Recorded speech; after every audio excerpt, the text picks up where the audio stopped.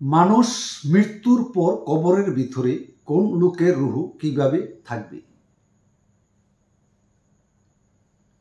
মানুষ তো দুনিয়াতে আছি এবং মৃত্যুবরণ করতে হবে।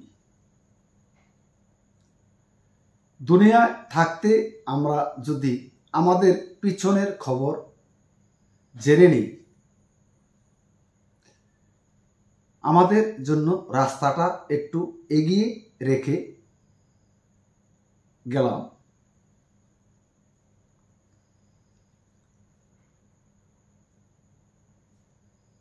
এই প্রশ্নের উত্তর হলো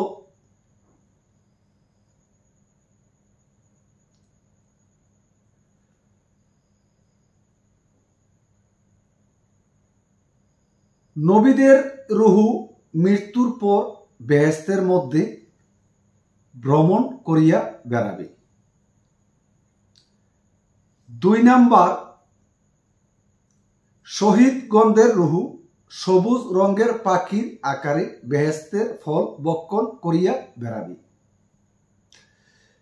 3 নম্বরে, মোমেনগণদের রূহ বেহেশতের চতুর্দিকে ভ্রমণ করিয়া ঘুরিয়া বেড়াবে।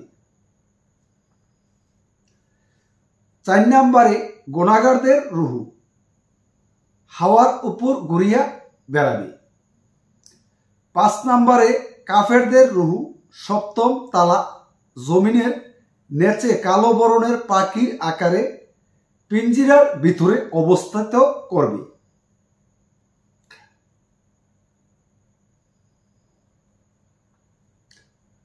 হাদিস মৃত্যুর পর জীবন নামক কিতাবে এই প্রশ্নের উত্তর পেয়ে যাবেন।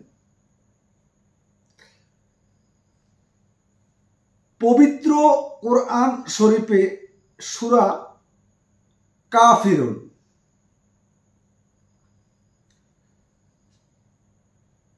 বিসমিল্লাহির রহমানির রহিম, কুল ইয়া আইয়ুহাল কাফিরুনা লা আবুদু মা তা'বুদুনা ওয়ালা আনতুম আবিদুনা মা'বুদ ওয়ালা আনতুম আবিদুনা মা'বুদু ওয়ালা আনা আবিদুনা মা'বাদতুম ওয়ালা আনতুম আবিদুনা মা'বুদ ওয়ালা আনতুম আবিদুনা মা'বুদ লাকুম দীনুকুম ওলিয়া দীন।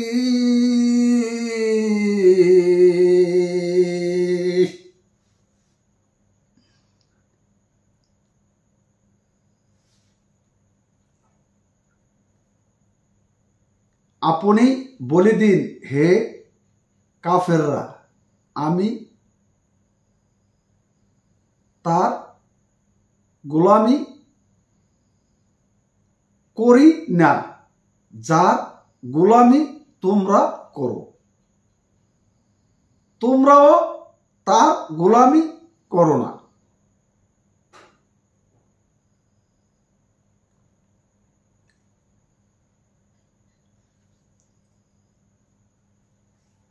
মহান আল্লাহ তাআলা রাব্বুল আলামিন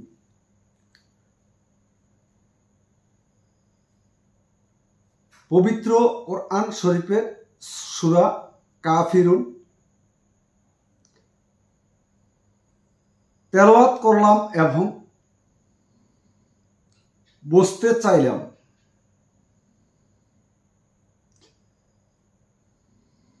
তর্জমা অর্থভেদ।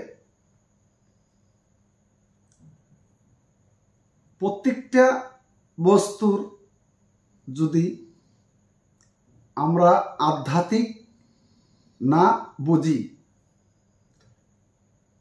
তাহলে আমাদের ভালো মন্দ বোঝার কিছু থাকে না। আমাদের পাশাপাশি আধ্যাত্মিক জ্ঞান অর্জন করতে হবে এবং প্রভুর দরবারে ক্ষমা চাইতে হবে। পৃথিবী থাকার জায়গা না, কেউ থাকতে পারেও না।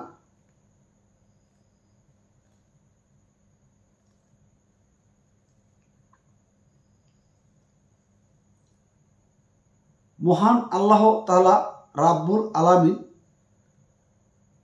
পবিত্র কোরআন শরীফে ঘোষণা দিয়েছেন, পৃথিবীতে কেউ থাকবে না, যা সৃষ্টি করেছেন তা ধ্বংস হবে।